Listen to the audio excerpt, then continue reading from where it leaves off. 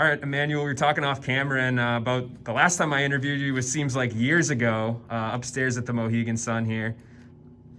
Talk to me about what's gone on since then. How frustrating have the past few months been?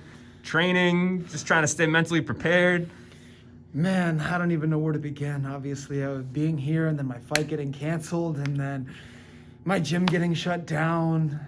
This whole outbreak that's just been going on out in the world. And, you know, I don't want to say it tore me apart. It's things like this, you know, you either let it make you or break you. And I let this really make me. And as tough as everything was, one could lose hope and faith and really be down in the dumps. But I chose to rise above it and grow from it and learn from it and really make me stronger. And that's what put me into this moment and to this time. And I'm ready to go out and take care of business. And I'm so fortunate and grateful to God that we're back. And it's always, I think, frustrating when things are outside of your control, right? And for you, you know, being the only American fighter on this side of the bracket, it seemed like there's a ton of travel issues with Brazil and Portugal. And so did that make the whole thing even more frustrating, like seeing Bellator events go on and kind of being stuck? Yes, because I knew as soon as fights started to get put back on, I'm like, okay, that's great. But I knew that actually the first thing that crossed my mind when my fight got canceled is I knew this was going to get pushed back longer because I'm on the side of the bracket where all these guys are from out of the country. And had we all been U.S. stateside, this Grand Prix probably be done by now. I think if we were all, you know, U.S. fighters, but it's okay. You know, patience, and in patience, you know, grows character and perseverance. And I've just had to wait for the moment, and ain't no better time than now. And I asked your opponent the same thing, but when you have 8 extra months to prepare for the same guy, do you feel like that it's difficult at all, or does it help you? Can you get inside your own head, or how do you manage that whole mental process?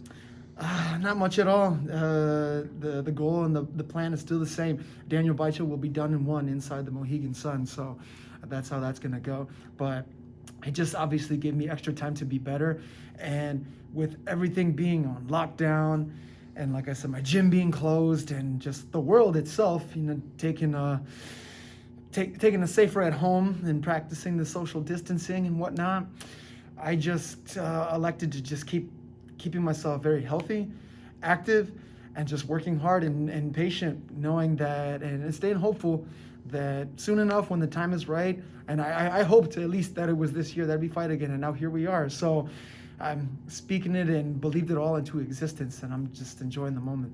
And this will be the second time that you guys fought. When you compare that Emmanuel Sanchez that fought Daniel Weichel a few years ago to the one now, how do you think they stack up?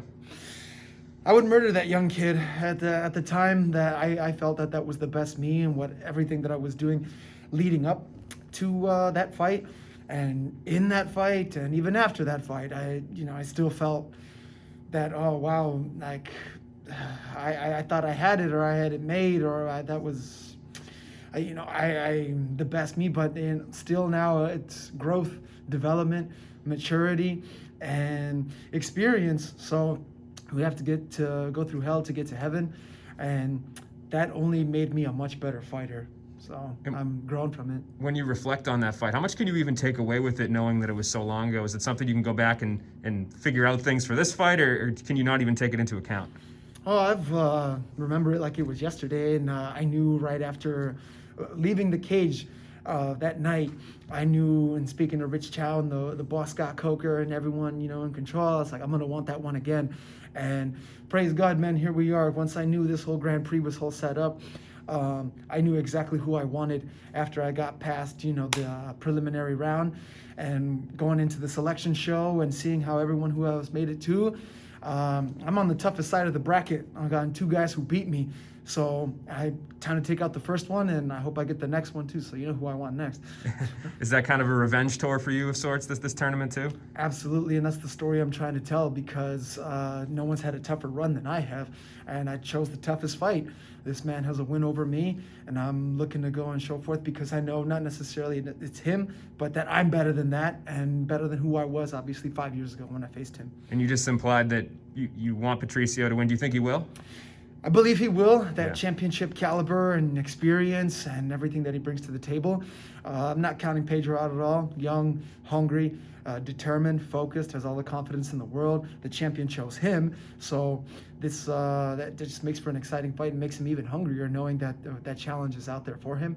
But I'm still going to give it to Patricio. Yeah, and this is a number one contender fight in case you of sorts, because you know that the next guy, that if you win this fight, you're going to fight, is the belt holder. So even more motivation on top of everything else. Absolutely. And more than anything, I still know after this one it'd be 2 down, 2 more to go. So it's 4 to win this whole thing, and that's what I'm in this for. Not to just have the strap and then be out. And I want to win it all and have the Grand Prix belt, have the solidified belt, and the other belt from right over here from winning the semifinal. Is Duke Rufus going to be cornering you? Absolutely. Yeah. You know, my coach is here. I'm happy. I'm loving life, man. Everything's good. Pretty wild with Hakuna Matata. Paul Felder taking the fight on Saturday. He did an interview last night with ESPN and made it sound like Duke's going to fly out there afterwards. So He is. What do you think about your coach's dedication to his fighters, man? I love my coach, man. I love them all and what they do and the sacrifice that they put in and the training that we put in throughout this whole time, throughout this whole quarantine, throughout this whole lockdown, through everything that we've done. And I also work for my academy at Rufus Sport in Milwaukee, Wisconsin, and he kept me busy. He still gave me a job, and I was doing online training, so at home online training for people who were still associated with Rufus Sport, and they would do a little home workout, the Matador motivation, and I would give them some positive encouragement and heck of a home workout while we were practicing our safer at home and social distancing. And I'm very thankful and grateful for him for that, because it only led me to be more prepared for this moment now. Yeah. And what kind of teammate is Paul Felder? I know he maybe hasn't been in the gym at Rufus Sport recently, but is it a guy that you have a lot of interaction with? Oh, absolutely. Yeah. Paul, me and Paulie, like, oh, man, I always do my best to give that Irish accent a Felder, but, you know, he's the Irish Dragon, man. He really lives up to that moniker. He's a savage warrior by all means. Like, he's every definition in that. And I'm excited to see him go out and get that W. What other man, you know, goes out and he just, you know, recently, earlier this year, said, you know, he was hanging it up and he was done, staying and commentating. But throughout this whole time, I've been following him and speaking to him. He's been staying ready, staying light, and he's ready for this moment. And I know he can go out and take over. And that right there that's what legends do. Yep, absolutely, man. Well, I look forward to your fight, his fight, and appreciate the time. Good luck on Thursday. Appreciate it very much. Peace and love, everybody.